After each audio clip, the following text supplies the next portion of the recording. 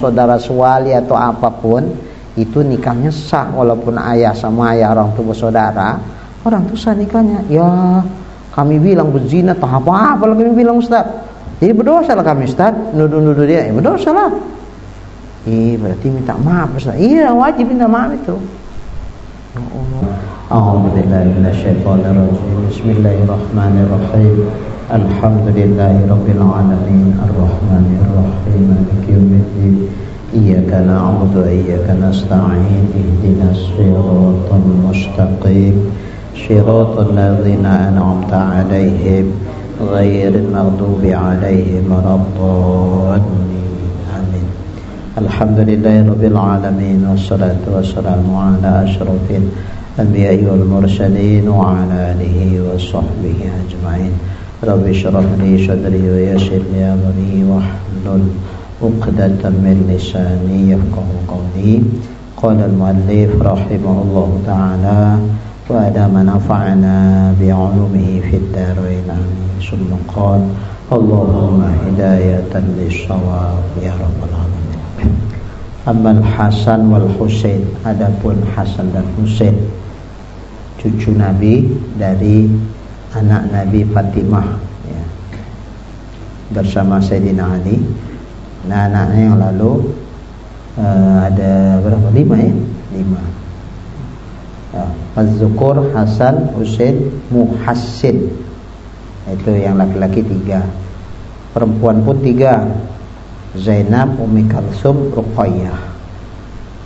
Jadi kalau kita kan jarang ini ya. Ini Zainab, Ummu Kalsum, Ruqayyah. Ummi Kalsum, Ruqayyah ini kan nama anak Nabi. Tapi ini cucu Nabi juga. Nah, jadi Fatimah memberi nama anaknya sama kayak saudaranya. Ummi Kalsum, Zainab, Ruqayyah. Kalau kita kan misalnya lah kakak awak namanya misalnya siapa?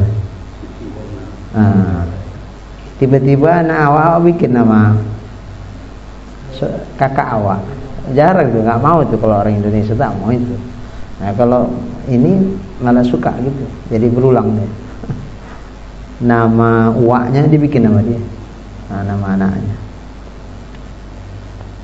Amal Hasan wal Husain, adapun Hasan dan Husain, kalau yang ini semua meninggal kecil ini. Muhassin pun meninggalnya kecil, Baligh, Zainab juga meninggalnya kecil, Ummi Kalsum juga kecil, Ruqayyah juga sama. Yang meninggalnya besar sudah baligh itu Hasan dan Husain. Nah inilah yang kalau kita nengok meninggalnya Hasan ya, sedih juga memang. Tapi kita nggak sampai kayak Syiah pula. Syiah saking katanya sayang kali sama Hasan dan Husain yang terjadi di Karbala itu, sampai mereka menyakiti badannya begini. Ya kalau sedih-sedih kita nengoknya kisah itu. Ketika saat dikepung sama anak Muawiyah itu. Anak Muawiyah dikepung. Hasan mengatakan, aku adalah kalian tahu siapa aku adalah cucunya Rasulullah. Aku yang berkata Rasulullah begini.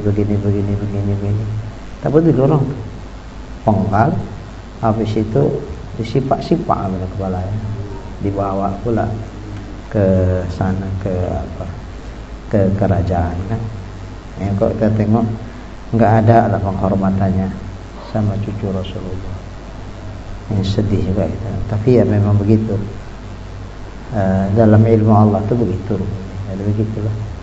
Ini ujian berat lah kepada cucu-cucu Rasulullah.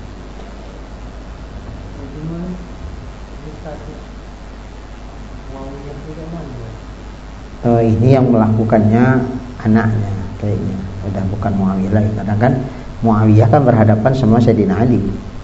Nah, maka ini Hasan ini kan anak Sayyidina Ali, hadapannya sama anak Muawiyah. Sudah apa ya? Sudah tingkat ke bawah, ada turun. Kalau i'tiqad Ahlus Sunnah wal Jamaah terhadap pertikaian sahabat, tawakuf.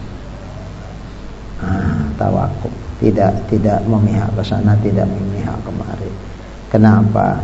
Karena sahabat itu semua adil. Nanti kalau kita pastikan riwayat hadis tadinya gugur. Jadi kita net dalam artian tawakuf aja lah. Udah itu enggak ukuran kita lagi.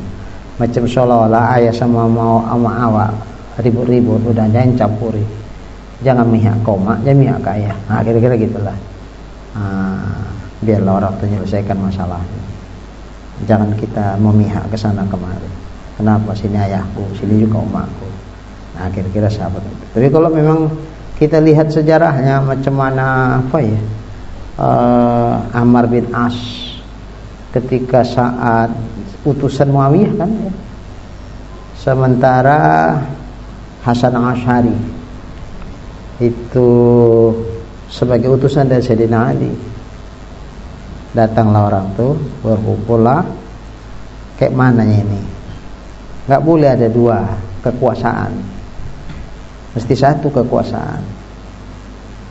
Nah, gini aja lah, kata Ammar bin As, kita turunkan aja lah orang semua. Habis itu baru kita pilih. Jadi Ali pun kita turunkan, Muawiyah pun kita turunkan. Dah dianggap tidak ada khalifah. Habis itu baru kita pilih salah satu di antaranya. Ini Ammar bin As ini ahli strategi. Para Hasan Asy'ari ini polos, jujur aja. Oh ya udahlah, itu pun jadi. Ya kalau itu jatuhkan dulu lah Ali. Ya udah, saya jatuhkan Ali.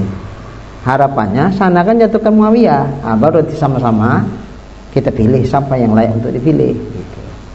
Begitu Ali sudah dijatuhkan, nah setelah Ali jatuh kan tidak ada dua kekuasaan, tinggal satu. Ya udahlah, Muawiyah lah itu kan. Ini politik juga ini politiknya. Tadi kan yang jadi masalah kan kalau ada dua nggak boleh ada dua. Mesti satu. Jadi untuk supaya dia satu, kita jatuhkanlah dua-dua nih. Baru kita pilih satu. Datang Abu Hasan Asy'ari ini jujur. Ya udah gitu pun jadi. Jadi jatuhkanlah, jatuhkan. Udah nggak dua lagi kan? Kan tinggal satu, yang satu dijatuhkan. Ya udah, ngapain lagi kan? Ini politik juga itu, siasat. Kalau kita pikir-pikir kayak gini kan pala nengoknya kan pala nengoknya. Tapi gitu pun nggak boleh. Udahlah, itu pertikaian mereka. Kita anggap mereka itu bukan karena haus kekuasaan, hanya soal mana yang lebih layak untuk memimpin. Yang sekelompok menganggap ini lebih layak mimpin, yang ini lebih menganggap yang ini lebih layak mimpin. Jadi bukan karena mereka haus kekuasaan, soal mana yang lebih layak saja. Nggak bisa itu kita bawa di ranah sekarang. Kalau sekarang memang rakus, bukan lagi memang rakus kekuasaan. Jadi nggak bisa kayak yang siasat dulu itu bukan karena rakus kekuasaan. Kalau siasat sekarang rakus kekuasaan, makanya sana sini penuh dengan kecurangan. Tamrin sebagai KPPS kalau curang tempo hari, awas. Mana tahu kan udah dikasih disorong 10 ikat kan. Nggak ada yang ngasih hari itu ya. Oh nggak ada, ya udahlah, aman lah itu.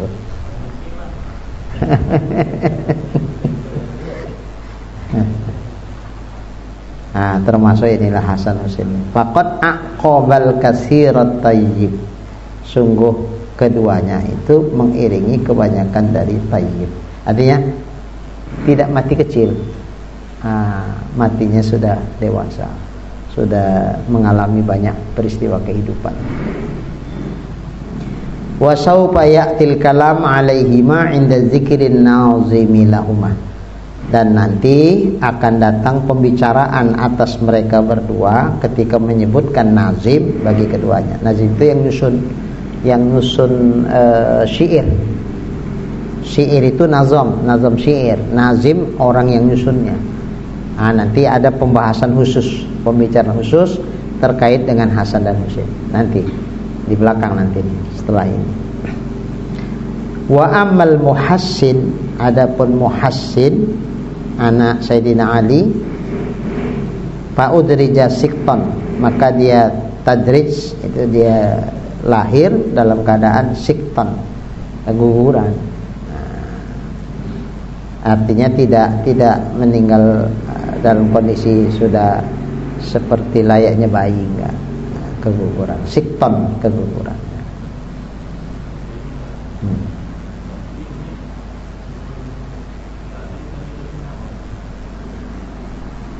Waktu lahir keguguran itu kasih nama, bukan sebelumnya. Jadi misalnya harusnya kan 9 bulan lahir, tiba-tiba 6 bulan keguguran, kan sudah ada bayinya, sunat dikasih nama.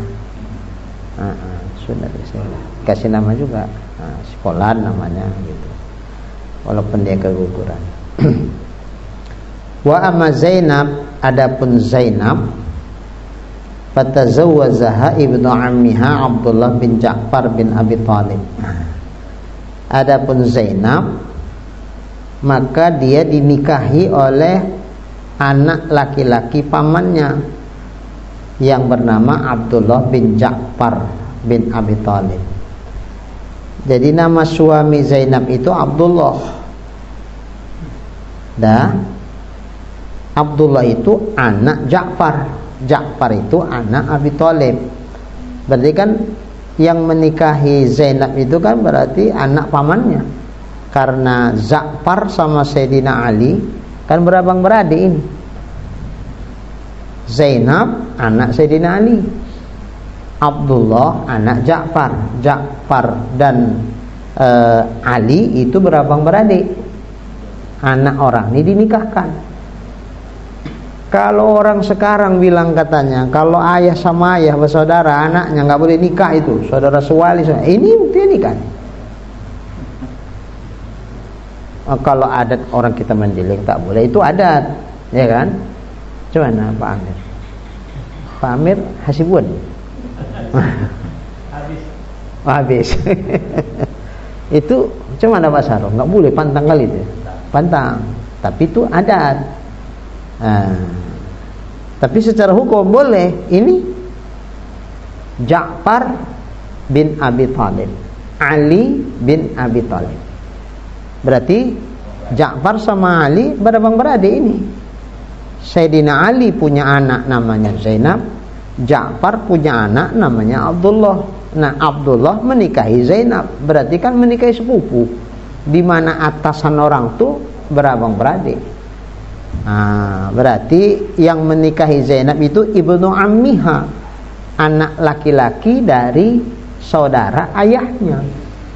Karena saudara ayah Zainab ayahnya Ali, saudara ayahnya Ja'far. Berarti ayah orang ini berabang beradik. Nikah, kalau memang nggak sah nikahnya, ya sekelas Sayyidina Ali masa nggak tahu mana yang boleh dinikahkan sama tidak. Sementara kalau menikahlah Zainab, siapa walinya? Sayyidina Ali. Masa Sayyidina Ali nggak tahu itu nggak boleh dinikahkan? Kalau itu nggak sah nikahnya, nggak akan dibikin Sayyidina Ali itu. Ja'far bin Abi Thalib juga orang alim kan, sahabat-sahabat Nabi alim-alimnya semua. Ini digarisbawahi untuk dalil kita. Kalau ada orang bilang nggak sah nikah kalau ayah sama ayahnya bersaudara, karena itu adalah saudara swali, saudara tahap apa dibilang orang. Ini bukti. Tunjukkan mana kitab Mujizul Kalam halaman 156. Iya. Jadi mualim mula-mula dulu lagi udah istilahnya baru-baru mengajar, dibilang baru kali enggak, tapi belum selama kayak gini lah. Sampai dia bilang gini, Ustaz, nggak silap Ustaz. Coba. Dia bilang silap. Dah. Maafnya dari kunyah-kunyahnya kitab itu kan. Nah, silap. Takut ke Ustaz silap lah ini. Cerita pula sesama orang tuh. Itu kan saudara sewali itu. Saudara-saudara entah apa-apa istilah orang tuh. Jadi karena awal-awal nengok orang tuh terkejut juga ya. Kok terkejut lah orang nih ku sampaikan hukum nih. Belakangan ternyata banyak yang terkejut. Karena saking seringnya nengok orang terkejut, tak terkejut lagi awak. Senyum-senyum aja. Nengok orang terkejut, senyum-senyum aja. Kalau awal-awal terkejut juga. Terkejutnya, iya kok terkejut orang nih. Hukum biasa-biasanya awak pikir kok terkejut orang nih. Rupanya memang di masyarakat rata-rata membilangnya tidak sah. Sampai ada jamaah kita, ibu-ibu bilang, jadi boleh Ustaz nikahnya? Boleh. Ustaz, famili kami Ustaz, kayak gitulah. Kami sidang Ustaz. Begitu suka orang tuh, karena ayah sama ayah orang itu bersaudara. Kami sidang keluarga Ustaz. Gak boleh kalian nikah, haram itu, berzina kalian gitu. Tapi orang tuh tetap badal. Pergi orang tuh menikah di luar, katanya wali hakim. Habis itu balik, kami sekitihin dia. Lahir anaknya, sampai pala aku tokok kepala anaknya. Kau anak haram kau. Pakai bahasa jadah pula, haram jadah kawan. Tuh. Gerem aku nengok ayah omaknya, sampai anaknya pun kepala nengoknya. Aku tokok anaknya gitu. Nggak boleh gitu loh Bu. Itu sah itu nikahnya. Tapi kan saudara sewali Ustaz. Mau saudara sewali atau apapun, itu nikahnya sah walaupun ayah sama ayah orang tua bersaudara. Orang tuh sah nikahnya. Ya, kami bilang berzina atau apa lagi kami bilang Ustaz. Jadi berdosa lah kami Ustaz, nuduh-nuduh dia. Berdosa lah. Berarti minta maaf Ustaz. Iya, wajib minta maaf itu. Ya Allah, pikir enggak sah. Tapi kami sidang, tapi sekuku juga orang tuh mau nikah, kami SKT-in satu keluarga Ustaz. Ini kan banyak orang beranggapan begitu. Sampai ada kawan kita Ustaz juga, ketika dia jelaskan itu, ditanya apa dalilnya, maka boleh. Mana ayatnya? Yang bilang boleh nikah anak sama anak uwa atau anak paman, yang ayah sama ayahnya bersaudara. Kita bilang dalilnya di surah An-Nisa itulah, yang mengatakan hurrimat alaikum yang diharamkan atas kamu ummahatukum, hurrimat alaikum ummahatukum wa banatukum dan seterusnya. Tapi enggak ada di situ dibilang ini, dibilang apa, dibolehkan ini loh. Gini saya bilang, ini ayat menceritakan mana-mana perempuan yang haram dinikahi. Seandainya masuk yang haram dinikahi itu anak saudara ayah, namanya banatul ammi. Banatul ammi kan, ammi itu kan saudara ayah, banat anaknya. Kalau banatul ammi itu masuk kategori yang diharamkan, itu pasti disebutkan Allah di situ. Karena ini sesuatu yang sangat masalah sangat penting, menghalalkan wudu atau mengharamkan wudu. Kalau memang hukumnya itu haram, nggak mungkin Allah meninggalkan itu, membiarkan itu. Pasti disebutkan Allah. Dengan tidak disebutkan Allah, berarti nggak masuk dia dalam kategori perempuan yang haram dinikahi. Berarti sah dinikahi. Kalau ditanya mana dalilnya, dalilnya justru ketika Allah tidak sebutkan dia, menunjukkan itu nggak termasuk yang diharamkan. Kalau itu tidak termasuk yang diharamkan, berarti dia halal. Kalau itu termasuk yang diharamkan, pasti nggak mungkin ditinggalkan Tuhan di situ. Atau kalaupun tidak di situ disebutkan, di dalil yang lain. Tapi biasanya karena ini haramnya sebab nasab, nggak mungkin itu terputus kemudian dicari ayat yang lain menyatakan itu, enggak. Pasti sekali jalan. Karena yang disebutkan Allah itu perkara-perkara perempuan yang haram dinikahi dengan sebab nasab. Ya, kalau dengan sebab nasab itu masuk, pasti disebutkan. Dengan tidak disebutkan menunjukkan bahwa ini tidak termasuk yang haram dinikahi. Begitu juga di ayat yang lain, ketika tidak disebutkan Allah bahwa ini kategori yang diharamkan, berarti dia tidak haram. Kok nggak haram berarti halal nikahnya. Kan aneh, dia diharamkan tapi nggak disebutkan baik di Quran maupun di hadis. Kan aneh itu. Sementara pengharaman ini sesuatu yang luar biasa, yang mengakibatkan itu jadi zina kalau seandainya nggak sah nikahnya. Jadi nggak mungkin ditinggalkan Tuhan, tidak disebutkan Allah di situ. Jadi dengan tidak disebutkan itu menunjukkan bahwa dia tidak termasuk kategori perempuan yang diharamkan untuk dinikahi. Itu dalilnya. Jadi jangan kita pening-pening cari dalil-dalil yang lain. Itulah dalilnya. Dalil mana anak perempuan saudara ayah itu haram? Dalilnya ketika Allah tidak sebutkan di situ. Dengan tidak disebutkan Allah menunjukkan dia halal. Karena kalau dia termasuk kategori perempuan yang diharamkan, nggak mungkin Allah nggak sebutkan di situ. Atau kalaupun tidak, dalam hadis tentu Nabi jelaskan itu. Atau ada ayat yang lain mungkin di surah yang lain menjelaskan. Ternyata nggak dijumpai surah yang manapun, hadis yang manapun yang menyatakan bahwa banatul ammi itu kategori yang tidak boleh dinikahi. Nggak ada. Bahkan ini kisah ini jadi dalil. Kemudian termasuk dalam kitab-kitab fikih bab nikah,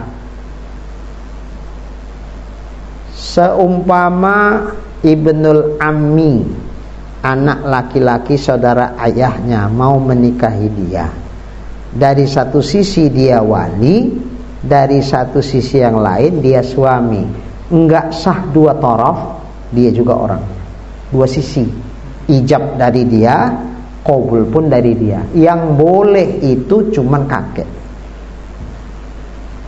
ayah dari ayah, kakek itu boleh, ijab dari dia, qabul dari dia. Umpama dia punya anak laki-laki 2 orang, anaknya udah meninggal semua, tapi si anak tuh punya anak, yang satu laki satu perempuan, berarti kan cucu itu kan, cucu dari anak laki-laki. Ini cucu dari anak laki-laki, cucu laki-laki dari anak laki-laki, ini cucu perempuan dari anak laki-laki. Nah, mau dinikahkan ini, tapi ini masih kecil, yang ini pun kecil, kakeknya walinya.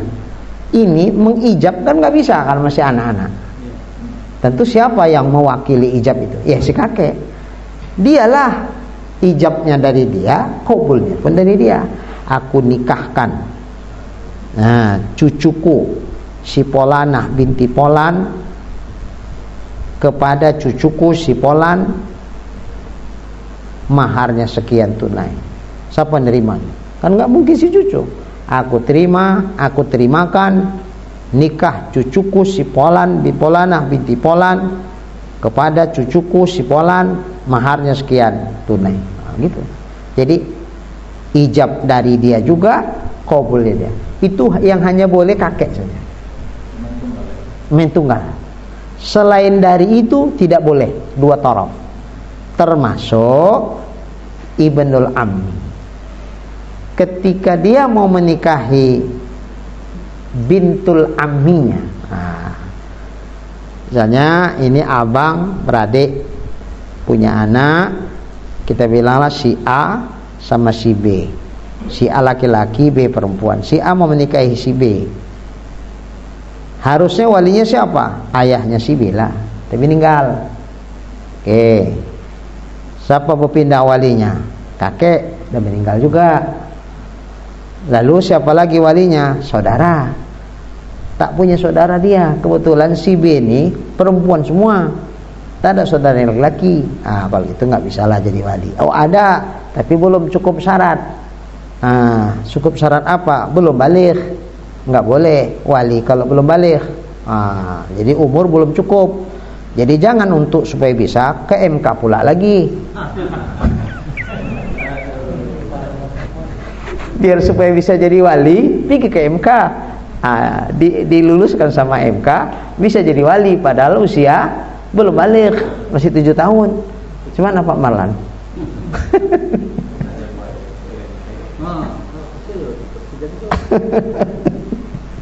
Nah, jadi nggak usah pikir ke MA, ke MK. Udahlah, kalau memang umur belum cukup, belum balik, nggak bisa jadi wali. Nah, jadi berpindahlah walinya ke yang lain lagi, yang abad, yang lebih jauh. Siapa? Saudara ayahnya lah. Saudara ayahnya siapa? Ya ayahnya si A. Kan itu ada saudara. Karena si ayah si A sama ayah si B kan bersaudara. Tak ada yang lain. Bersaudara cuma berdua aja yang ini. Nah, jadi siapa lagi? Tentu ayahnya si A lah sebagai am daripada si B. Nah, saudara ayah si B. Oke. Meninggal pula. Nah, meninggal. Jadi karena dia meninggal, pindahlah ke Ibnul Ammi. Ibnul Ammi itu siapa? Ya calon suaminya si A. Bolehkah dia jadi wali? Dia juga jadi suami. Aku nikahkan si Polana binti Polan kepadaku. Maharnya sekian tunai. Kuterima nikah Polana binti Polan, maharnya sekian. Boleh? Enggak boleh. Yang boleh tadi cuman kakek. Di kita pikir begitu. Jadi kalau kayak gini macam mana? Siapa walinya? Yang setingkat sama si A lah. Entah mungkin abangan si A atau si adian, tapi sudah cukup umur tadi, balik sudah. Jangan lagi pikir ke MK. Dah.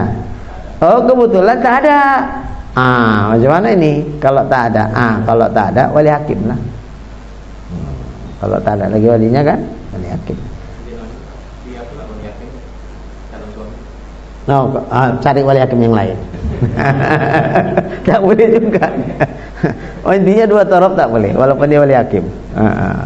Jadi wali hakim kan nggak satu. Cari wali hakim yang lain. Umpama dia wali hakim di kecamatan Persatuan, nikahnya pergilah ke sana, ke Batang Kuis.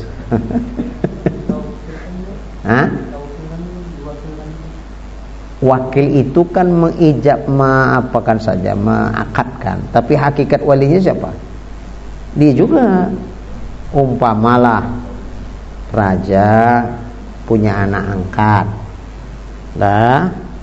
mau nikah dia, raja bisa jadi wali pada anak angkat? Nggak bisa. Lantas karena raja nggak bisa jadi wali, raja wakilkanlah ke orang lain. Bisa? Nggak bisa. Kenapa nggak bisa? Ya kalau raja nggak bisa jadi wali, mana bisa pula mewakilkan wali ke orang lain? Gitu juga lah dia, kalau dia tak bisa jadi wali, bagaimana dia bisa mewakilkan ke yang lain?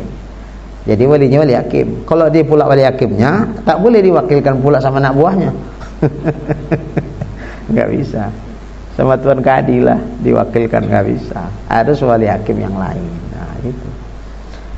Baik. Jadi itu juga jadi dalil. Kajian-kajian fikih yang menyatakan hal itu jadi dalil bahwa Ibnul Ammi sah menikah dengan bintul Ammi, saudara sepupu, tapi yang atasannya ayah sama ayahnya bersaudara. Kalau satu si kakaan, satu si adean laki-laki, itu enggak ribut orang. Bahkan kalau orang kita mendiling katanya wajib ditanya dulu, apa namanya itu Pak Sarul? Boru tulang. Tanya boru tulang koto. Jangan sama yang lain dulu. Kalau dia tak ajat sama kau, barulah yang lain. Jadi kalau dia onda, dia dulu. Itu jangan kau langkah, itu tak boleh. Pantang kualat kau nanti, nenek moyang itu peraturannya. Iya. Enggak dilarang sama adat kalau itu. Memang harus bahkan itu ditanya dulu. Kalau omak sama omak bersaudara, anaknya, itu pun tak ribut juga. Yang ribut orang kalau ayah sama ayah bersaudara, anaknya mau nikah, itu baru ribut itu. Sama-sama Nasution. Apa pula kau mengambil Nasution? Kau Nasution, kau ambil Nasution pula. Boleh nggak boleh? Kan sama-sama Nasution lah ini kan. Warga ikut aja kan. Baik. Nah, itu masalah adatnya. Tapi kalau agama boleh. Memang makruh. Nah, dimakruhkan. Ya, karena dekat.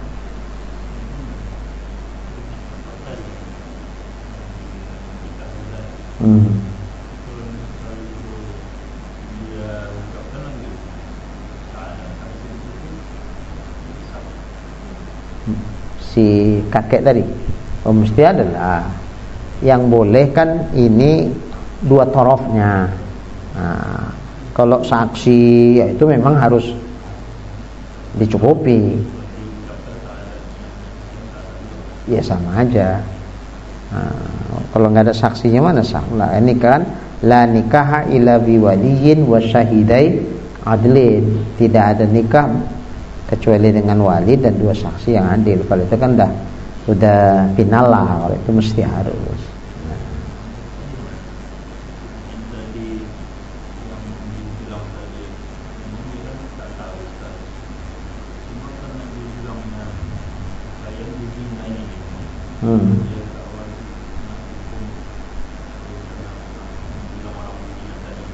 Seharusnya menuduh orang berzina, yang tak berzina kena itu.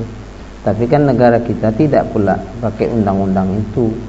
Jadi nggak bisa. Paling-paling kalau misalnya pun ada pencemaran nama baik, di-share pula di mana-mana. Inilah berzina orang ini. Dari mana datang untuk berzina? Iyalah orang ayah sama ayah. Oh, saudara kok nikah, mana sah tuh nikahnya? Kira zina itu. Mungkin dia merasa nama baik dia dicemarkan. Nah, itu paling kalau undang-undang kita ini pencemaran nama baik lah. Kalau misalnya mau dipakai hukum apa namanya had qadzab, menuduh tidak dengan sebenarnya. Nah, ini nggak ada pula undang-undang positif mengatur itu kan? Ada. Misalnya orang nuduh berzina harus ada 4 orang saksi. Kalau nggak ada maka dia dicambuk 80 kali. Kan had qadzab itu kan. Had menuduh yang tidak sebenarnya itu dicambuk 80 kali cambukan. Nah, kayaknya ini hukum positif yang ada di Indonesia nggak ada itu yang menjatuhkan hukuman itu. Paling kalaupun ada pencemaran nama baik lah. Nah, tentu kalau ini dianggap pencemaran nama baik, pakai saksi-saksi ahli lah, ahli dalam masalah agama. Betul nggak ini berzina ini orang nih? Bagaimana kau bisa menuduhnya? Iyalah orang ayah sama ayah bersaudara pula. Macam mana nggak berzina? Mana sah nikahnya? Panggillah ustadz yang memang dia paham betul-betul tentang hukum itu, saksi ahli lah kita bilang kan. Apa menurut agama memang ini nggak sah nikahnya sehingga mereka dikatakan berzina? Ternyata saksi ahli mengatakan sah.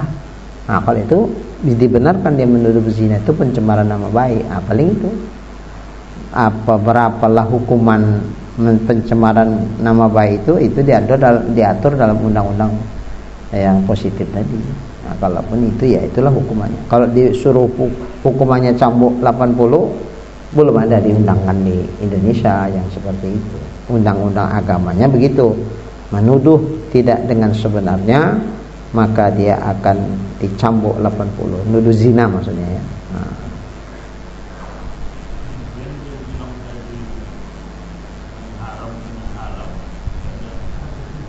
Nah, iya bisa mengharamkan yang dihalalkan Allah, bisa jatuh kafir.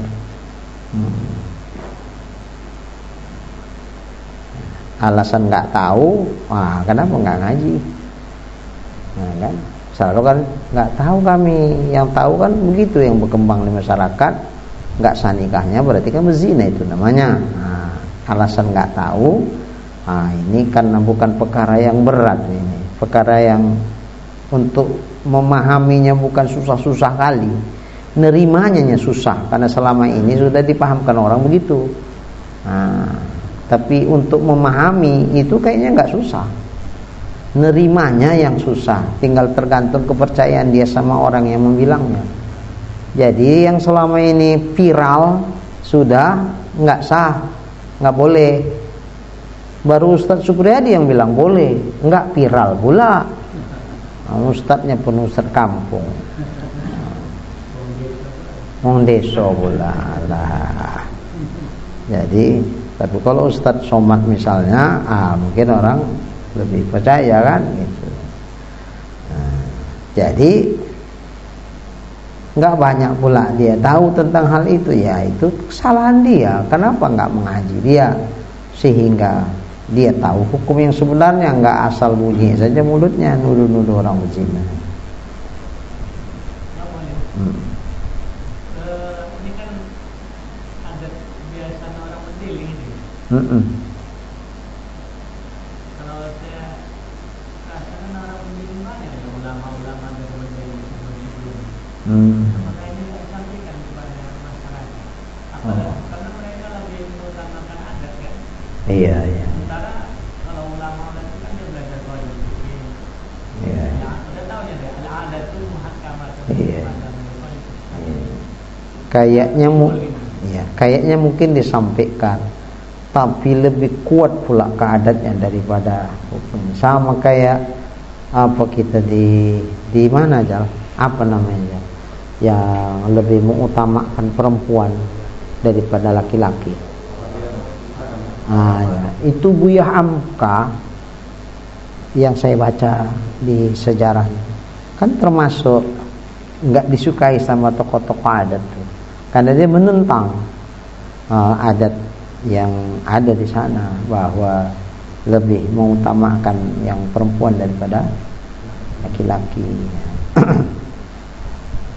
Jadi kadang bukan nggak ada ulamanya, ada, bukan tidak disampaikan, tapi ternyata tokoh adat itu lebih daripada keulamaannya gitu.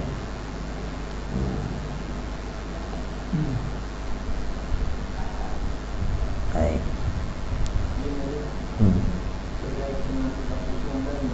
Ya.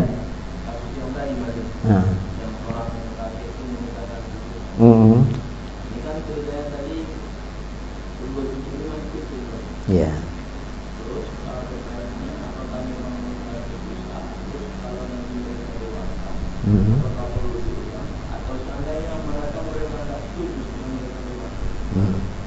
Ya, ini bukan cerita nanti dewasa, cerita saat itu sah nggak nikahnya, sah. Dah, kemudian nanti setelah dewasa, yang sah tentu tidak jadi batal ketika mereka nggak setuju. Paling-paling kalau mereka nggak setuju, ya udah, mereka sendiri membatalkan dengan dijatuhkan talaknya, paling itu. Tapi tidak bisa membatalkan yang sudah diikat akad nikah itu oleh atuknya. Makanya tentu dibilang-bilang lah, kalian ini sudah dinikahkan sama atuk, status kalian dah suami istri. Begitu mulai ada paham kan, mungkin kelas 5 SD udah mulai paham kan, kalian ini suami istri. Ada aja. Iya, atuk menikahkannya itu. Nggak percaya, tanya atuk. Iya tuh, aku udah dinikahkan sama atuk dulu waktu kecil, masih umur 2 tahun. Iya. Ya toh, ya kan bagus nikah sama saudara sendiri. Nah, belakangan sudah besar, pakat-pakat orang tua berdua. Kebetulan yang ini kayaknya pun ada suka sama yang lain, ini suka sama yang lain misalnya kan. Kan tidak serumah orang nih, masih sekolah. Pakat-pakat berdua. Cuma kita batalkan aja lah ya, yang sudah dibikin nama atuk dulu, batal cemana? Ya, abang lah menjatuhkan talak sama aku. Kalau aku jatuhkan talak kan nggak bisa. Abang jatuhkan talak supaya aku nanti bisa nikah sama yang lain. Abang pun kan bisa menikah sama yang lain. Udah gitu pun jadi. Jatuhkan aja kok susah-susah. Atuknya nggak setuju. Aku nggak setuju. Kalian batalkan nikah. Ya, kalian jatuhkan talak.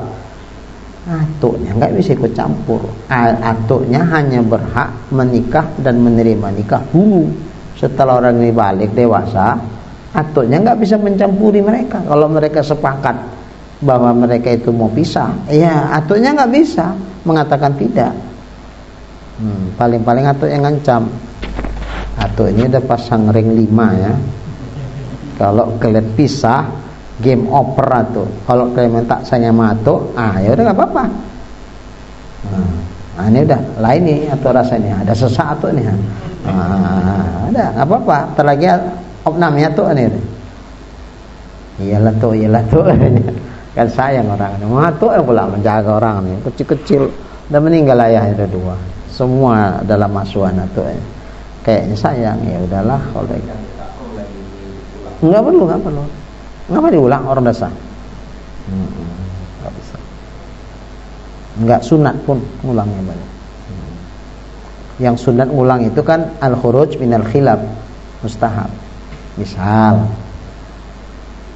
ini apa nih, sudah hamil sebelum nikah, jadi dinikahkanlah waktu hamil. Mazhab Syafi'i mengesahkannya, tapi kan ada mazhab lain tidak mengesahkannya.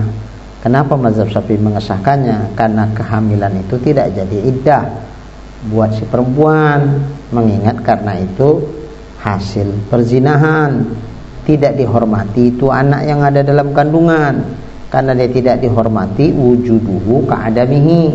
Adapun anak di kandungan sama seperti hukumnya tidak ada. Umpama nggak ada dalam kandungan anak, sah nggak nikahnya? Sah. Adapun dia nggak macam tak ada karena tak dihormati. Nah, itulah pandangan mazhab Imam Syafi'i bahwa ini sah dinikahkan. Nah, tapi ada juga yang memahami keumuman ayat tadi bahwa perempuan yang hamil itu baru sah dinikahi apabila lahir anaknya. Berarti kehamilan itu jadi iddah.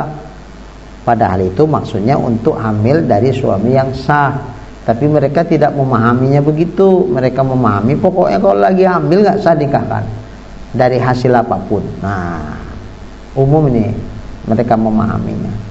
Ya udah, berdasarkan itu ya nikahnya nggak sah menurut di luar mazhab Syafi'i. Oke, ya udah. Berarti pernikahan mereka diperdebatkan ulama antara sah tidak sahnya. Udah, ini kita nikahkan saja pakai mazhab Syafi'i. Karena itu bolehkan. Lahir anak, tapi jangan dicampuri lagi. Lahir anak belum sempatlah campur, diulang balik nikahnya. Apa enggak sah yang lalu? Sah. Lalu kenapa diulang? Al-huruj minal khilafi mustahab. Keluar dari perbedaan pendapat ulama, hukumnya sunnat. Jadi supaya pernikahan selanjutnya tidak lagi diperdebatkan ulama sah tidak sahnya, ya udah diulang balik. Pandangan mazhab Syafi'i yang lalu dah sah, enggak wajib diulang. Tapi pandangan di luar mazhab Syafi'i yang lalu tidak sah, wajib diulang, kan gitu. Nah, mazhab Syafi'inya sendiri gimana? Sunnat, karena supaya keluar dari perbedaan pendapat. Jadi jangan bilang kayak gini, di masyarakat kayak gini, kalau mama dinikahkan lagi hamil hasil zina, nanti lahir anak, wajib itu diulang balik nikahnya. Kalau enggak, berzina seterusnya. Nah, ini yang kita katakan, ini orang cakap tak paham yang dicakapkan ini. Kalau dia paham dari apa yang dicakapkan, tak begitu cakapnya. Wajib dinikahkan. Kalau memang tidak dinikahkan lagi, berzina seumur hidup, selama-lamanya. Kalau dia mengikuti pendapat yang mengatakan nikahnya tidak sah, ngapain dinikahkan yang lalu? Biar aja lah nunggu lahir baru nikahkan. Ini enggak dinikahkan juga. Sementara dia beranggapan nikahnya enggak sah, tapi dinikahkan juga. Ini kan kerja main-main. Plus enggak sampai di situ, ternyata mereka biarkan ini serumah, sekamar, bukan hal mustahil. Selang yang haram, yang tempo hari aja pun mereka lakukan, apalagi ini merasa seolah-olah halal, kan gitu. Wah, dihajar orang tuh berkali-kali. Kalau memang kita berprinsip nikahnya enggak sah, kenapa dibiarkan orang itu sekamar? Berarti berzina aja lah terus orang tuh. Nah, kalau memang prinsip dia nikahnya enggak sah, ya udah jangan tanggung-tanggung pakai mazhabnya. Ikut pendapat yang mengatakan enggak sah, ya udah jangan nikahkan, enggak sah nikahnya. Jadi kapan nikahnya? Nantilah nunggu lahir. Nah, itu jelas mazhab yang diikutnya yang mengatakan enggak sah. Jangan dibikin. Ini enggak dinikahkan juga. Ngapain dinikahkan kalau dia berprinsip bahwa itu nikahnya enggak sah? Nah, dengan dinikahkan berarti dia kan berprinsip bahwa ini nikahnya sah, maka dibikin kan gitu. Nah kalau udah sah, ya udah mau sama balik terserah orang tua. Nah, apakah lahir anak menjadikan batal nikahnya? Kan enggak. Orang nikahnya udah sah, lahir anak kok jadi batal sehingga wajib dinikahkan lagi? Enggak, lahir anak enggak jadi batal nikahnya sehingga wajib dinikahkan, enggak. Makanya dalam mazhab Syafi'i menikah ulang setelah anak lahir itu tidak wajib, cuman sunnah. Loh, kenapa disunatkan? Al-khuruj minal khilafi mustahab. Keluar dari perbedaan pendapat itu hukumnya sunnah. Sama juga kayak menyapu kepala. Mazhab Syafi'i sikit aja sah. Mazhab Hanafi mesti seperempat. Mazhab Maliki mesti semua. Baik, apa wajib kita semua sapu? Enggak. Bagus nggak kalau semua disapu? Bagus. Apa hukumnya? Sunat. Kan di mazhab Maliki wajib, di mazhab Syafi'i sunat. Kenapa kok sunat? Al-khuruj minal khilafi mustahab. Keluar dari perbedaan pendapat ulama itu sunat. Kalau kita sapu sedikit aja sah di pandangan mazhab Syafi'i, tidak sah pada Imam Malik. Tapi kalau kita sapu semua kepala, mazhab Maliki mengatakan sah wudunya, mazhab Hanafi mengatakan sah wudunya, mazhab Syafi'i lagi pun mengatakan sah. Jadi semua bilang sah. Itulah maka disunatkan sapu kepala semua. Itulah makna al-khuruj minal khilafi mustahabun. Ini pun seperti itu. Cuma masyarakat tuh tak paham menerima penjelasan ini. Yang mereka pahami, pokoknya kalaupun dinikahkan lagi hamil, udahlah nikahnya sah. Tapi nanti kalau lahir anak wajib nikah lagi. Kalau enggak, berzina aja orang tuh seumur hidup. Waduh, ngeri kali. Mazhabnya enggak jelas, tapi menetapkan hukumnya jelas.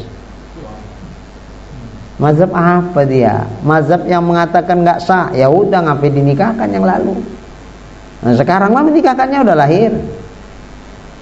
Enggak lah pakai mazhab Syafi'i. Mazhab Syafi'i sah. Kalau sah, kenapa dibilang wajib nikah lagi?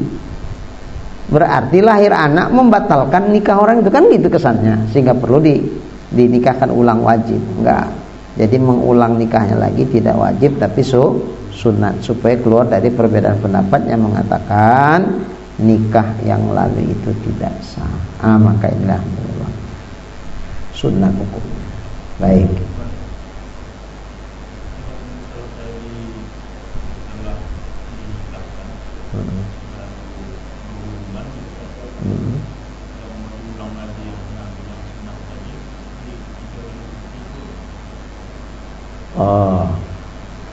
Kalau udah dicampuri berarti dia masih berprinsip lah ke yang mengatakan sunat kan itu.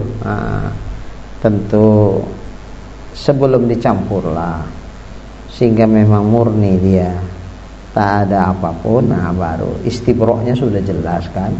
Kalau ini kan nikah tiba-tiba rupanya hamil, berarti kalau begitu sudah dicampuri, sudah terjadi pembuahan di dalam, cuman belum diketahui lah karena belum terlambat pula haidnya kan.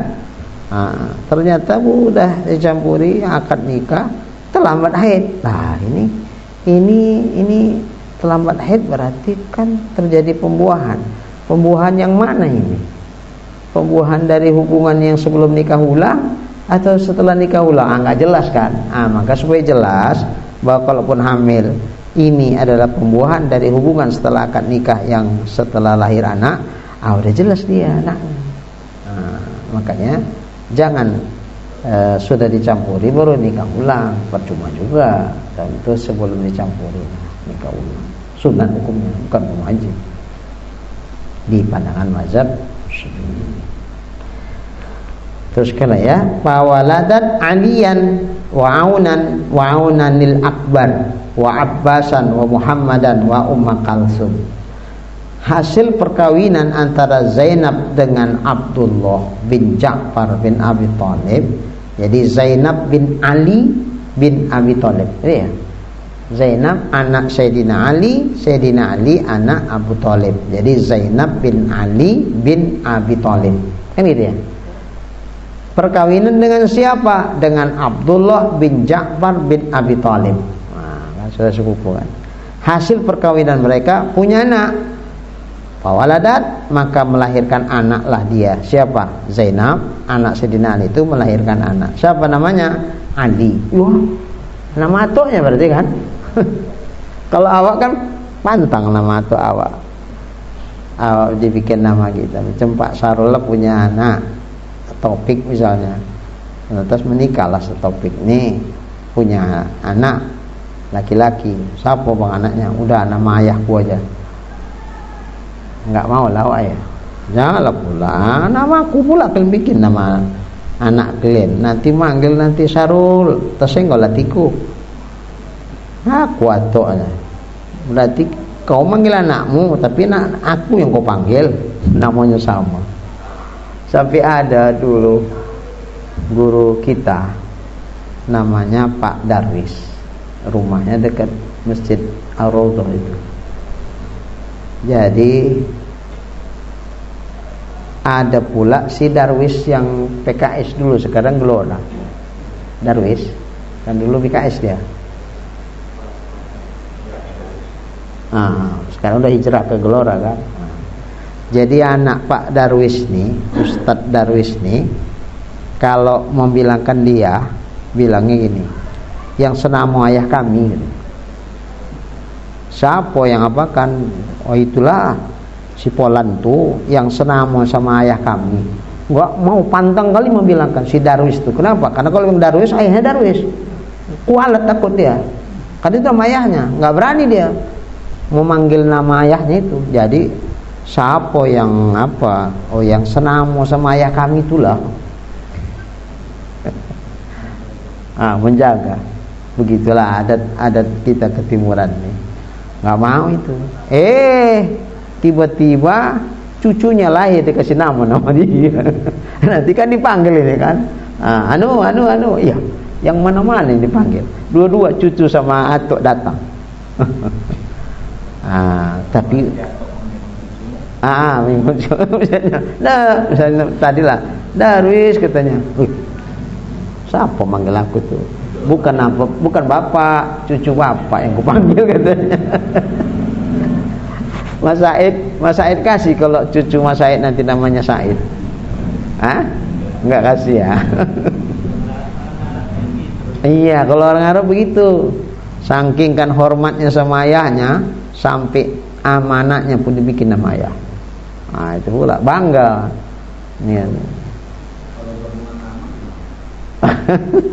Itu orang Indonesia itu.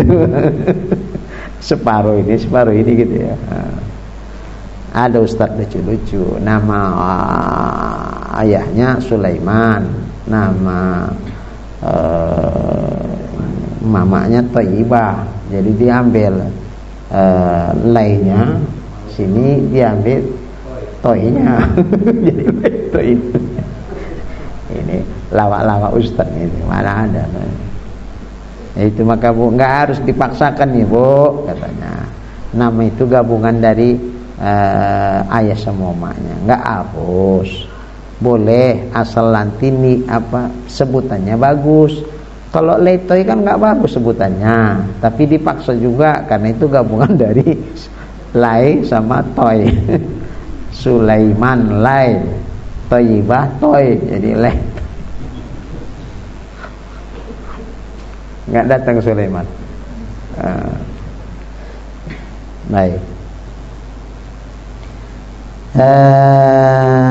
Jadi Zainab bin Ali bin Abi Thalib melahirkan anak, nama anaknya Ali, Aunan Akbar, Abbas. Nah coba nih Abbas nih, kalau pikir Abbas nih kan atuk nih ya, cucu tutur atuk kan? Bukan? Enggak lah. Abbas itu kan paman Nabi. Berarti manggil apa ini? Fatimah manggil Abbas wa. Fatimah Fatimah wa. Ini anaknya Fatimah, Zainab, manggil atuk ya. Atuk. Ini anaknya lagi. Unyang. Itu jadi Abbas ini unyangnya. Unyangnya. Ayah dari atuknya. Tutur unyang itu kan. Tapi orang Arab biasa begitu. Abbas. Wa Muhammad, ada lagi Muhammad, nama Nabi. Muhammad itu atuknya Zainab kan? Zainab kan anak Fatimah, berarti atuknya Zainab. Berarti unjang juga lah ini. Wa Ummu Kalsum, dari Ummu Kalsum amanahnya.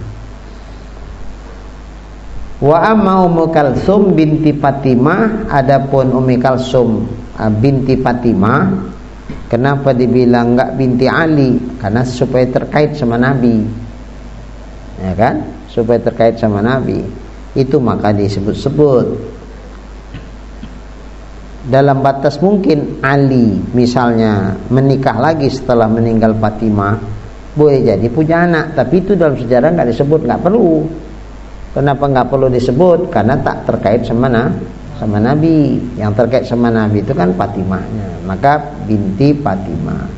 Adapun Ummi Kalsum, putri dari Fatimah, putri daripada Nabi, fatazawwajaha Umar ibn Khattab. Dia dinikahi oleh Umar bin Khattab radhiyallahu anhu. Berarti kalau gitu jauh kali lah umurnya nih ya. Jauh lah. Umar itu kan kita bilanglah sebaya sama Nabi, beda-beda sekian tahun aja sama Nabi. Umar bin Khattab berarti udah setingkat atoknya ini. Tapi ya udah sama Sayyidina Ali kasih aja. Yang penting Umar bin Khattab ini memang soleh. Solehnya bukan umurnya. Kalau awak mikir-mikir juga lah ya, walaupun soleh udah tua tuh ya, lah pula awak nikah sama tua tuh. Walaupun soleh, macam tak ada lagi yang muda-muda yang soleh. Raja soleh, masih muda. Kenapa pilih atuk-atuk yang soleh? Kalau masih ada anak lajang soleh lah, jangan yang atuk soleh.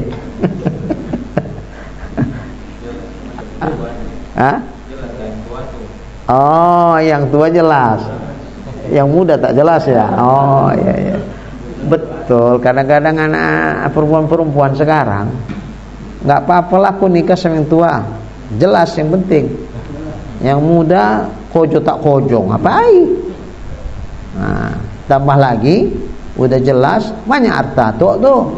2 tahun menikah, innalillah, semua harta. Yang muda merintis tak jelas. Alah, cuman aja. Kalau umpama anak-anak gadis rata-rata begitu aja, aduh, gawat lah kita aja. Nunggu peran lah dulu. Nunggu atu-atu. Allah.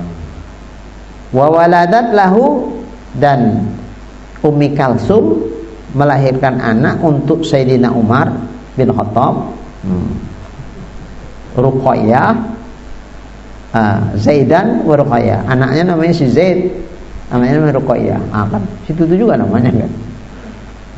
Walam yuqiba, tapi mereka berdua tidak sampai besar, sampai dewasa, meninggal dunia kecil. Wa tazawwajaha man ba'dahu, dan menikahinya sesudah siapa? Sesudah Umar bin Khattab. Kan meninggal Umar bin Khattab, dia masih muda.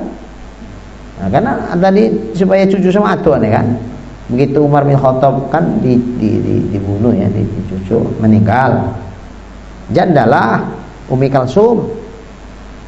Lalu dinikahilah pula Ummi Kalsum itu dengan orang yang sesudahnya. Man ba'dahu, hunya itu ke siapa itu? Ke Umar ya bin Khattab. Ibnu Ammiha, ya, anak paman dia, anak paman daripada Ummi Kalsum. Siapa itu namanya? Aun bin Ja'far bin Abi Thalib. Ja'far itu kan amunnya, karena Ja'far sama ayah Ummi Kalsum. Ayah Ummi Kalsum kan Ali. Ja'far itu abangnya Sayyidina Ali. Berarti sementara Ja'far punya anak namanya si Aun, menikahlah si Aun dengannya. Berarti yang menikahi Ummi Kalsum siapa? Ya sepupunya lagi. Tuh Tadi siapa yang nikah? Zainab dengan Abdullah. Abdullah anak Ja'far juga. Ini Umi Kalsum anak Sayyidina Ali juga menikah sama Aun. Si Aun itu siapa? Anak Ja'far jadi. Balik ya. Yang tadi lagi. Wah. Kok garis bawahi raja. Sama raja. Penting. Begitu. Jadi kapan-kapan tinggal buka ada kalimat pentingnya. Penting. Begitu. Mualim kalau yang agak langka-langka boleh garisi di pinggir penting. Jadi kapan-kapan awak membukanya gampang. Di mana lah kitab mana tempo hari ada? Payah carinya lagi kan. Kalau ada kalimat penting ada, cari aja yang penting itu. Wah, ini dia jumpa. Termasuk ini. Kita kan selama ini kan dibilang-bilang, tapi dalil kitabnya nggak jumpa. Umpama raja punya istri, meninggallah raja, istri raja kawin lagi sama laki-laki lain, kemudian meninggallah dia dengan suaminya yang kedua. Nanti pada hari kiamat istri raja nih sama raja atau sama suami yang kedua? Selama ini kita pahami apa? Sama suami kedua lah. Siapa yang saat dia meninggal, mana suaminya, sama dia nanti di akhirat. Nah, tidak sama raja lagi. Mana dalilnya? Selama ini kan kita dengar cerita kan. Bahkan ada ustadz membantah itu. Mana ada kayak gitu? Terserah dia lah mau milih siapa. Umpama meninggallah 4 laki. 4 meninggal. Nikah lagi meninggal sampai 4. Setelah dapat istri yang keempat, suami keempat, dia pula meninggal. Jadi ada ustaz bilang, ya terserah dia nanti memilih yang mana. Tentu dipilihnya dari yang 4 teman yang terbaik. Umpama yang terbaik itu suami pertama, sama suami pertama. Nggak betul itu yang bilang sama istri sama suami yang terakhir. Nggak betul. Dari mana tahu? Mana dalilnya? Sama kita, kitab itu kan udah jadi dalil. Coba kitab Baijuri. Mesti ikut ngaji Darul Haq. Kadang-kadang enggak, kadang-kadang ngaji. Coba tengok kitab Baijuri itu. Di situ dibilangkan begini. Menikah menghimpun 2 yang bersaudara kan enggak boleh. Haram hukumnya. Kenapa? Karena akan melahirkan kebencian, permusuhan. Ketika dinikahi adiknya setelah dinikahi ayahnya, kakak sama adik ini bisa ribut nih. Karena rata-rata payah itu istri pertama menerima madu. Kalaupun ada satu-satu lah itu yang ngakur.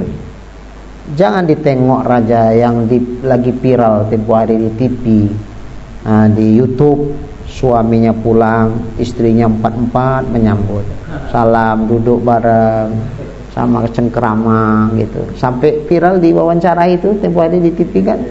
Yang kayak gitu raja 1001 bisa, tapi rata-rata kawin lagi, nggak percaya nanti raja kawin lagi yang kedua. Kalau nggak oke lah, kalau orang lain udah lah. Kalau kakak adik begitu, wah ini bahaya. Makanya agama melarang itu, dan hukumnya nggak sah nikah yang kedua. Oke. Tapi kalau kakaknya meninggal, habis itu nikah sama si adian, boleh nggak? Boleh. Takdir Tuhan sudah menikah sama si adian, tiba-tiba suaminya pula meninggal. Sementara si adian tadi tidak menikah lagi sampai meninggal dunia. Oke, atau dia pula meninggal nyusul kakaknya. Waktu dia meninggal, status suaminya yang mana? Yang ini. Atau suaminya meninggal, statusnya dia istri dari yang meninggal itu. Nanti di akhirat siapa suaminya dari kedua? Siapa istrinya? Ya dua-dua. Kakak adik tapi nggak boleh. Itu di dunia nggak boleh. Kalau di akhirat boleh. Kenapa? Karena kecemburuan, sakit hati, permusuhan itu sudah nggak ada lagi di sana. Jadi kalau ini ilatnya karena itu, nah ilat ini nggak ada lagi di akhirat, makanya boleh. Jadi selama suaminya meninggal, si perempuan tadi, si adian tidak menikah dengan laki-laki lain, maka andai dia nanti meninggal, di akhirat dia bersama dengan suami. Sama lah berarti kakak adik. Iya nggak apa-apa. Karena di sana aman, nggak ada lagi kebencian segala macam. Jadi dari sini dalil sama kita bahwa seorang istri ketika suaminya meninggal, andai ia tidak kawin lagi sama yang lain sampai mati, maka suami dia nanti di akhirat adalah yang meninggal saat dia masih istri. Tapi kalau dari cerai janganlah pula bercerai. Si istri dari cerai, setelah perceraian itu tahun berikutnya meninggal pula suaminya, mantan suami. Nanti di akhirat ini mantan istri apakah sama mantan suami? Enggak lah, bukan istrinya waktu meninggal kok. Tapi kalau enggak ada perceraian masih status istri, maka meninggallah suaminya, dia tak kawin lagi, maka dia bersama dengan suaminya. Tapi kalau dia kawin lagi, habis dia kawin, dia pula mati, maka nanti di akhirat dia bersama dengan suami yang baru, bukan suami yang lama. Jadi kalau raja nanti nikah, bilang sama istri, dek, umpama abang meninggal duluan, kau kawin lagi apa enggak? Kalau kau kawin lagi, ya di sana tidak samalah kita. Jadi kalau kau mau sama kita, jangan kau kawin lagi. Kau meninggal. Berani begitu aja. Kok abang atur-atur aku? Abang udah mati masih ngatur-atur aku, suka tibula mau kawin enggak? Atau emak putus apa?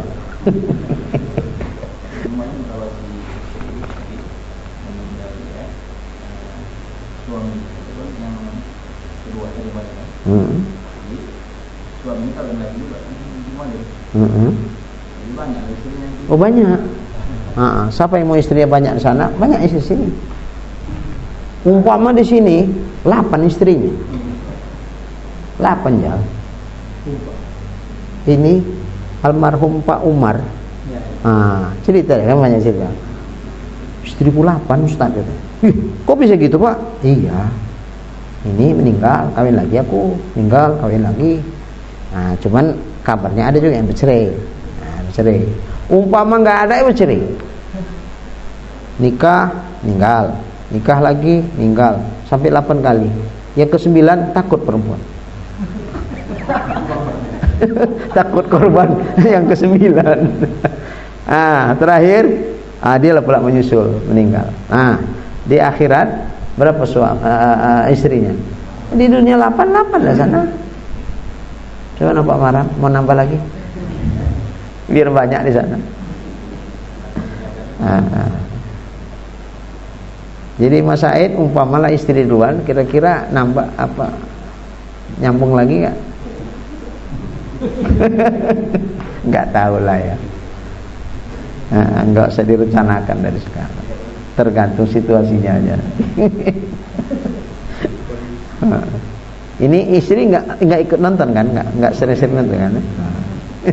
Nonton marah nanti dia. Iya. Baik.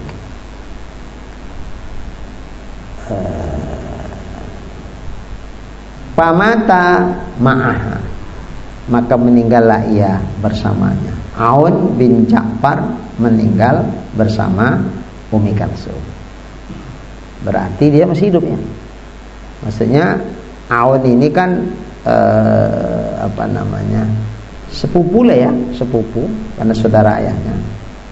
Ketika saat menikah dengan Ummi Kalsum, meninggal pula nyusul.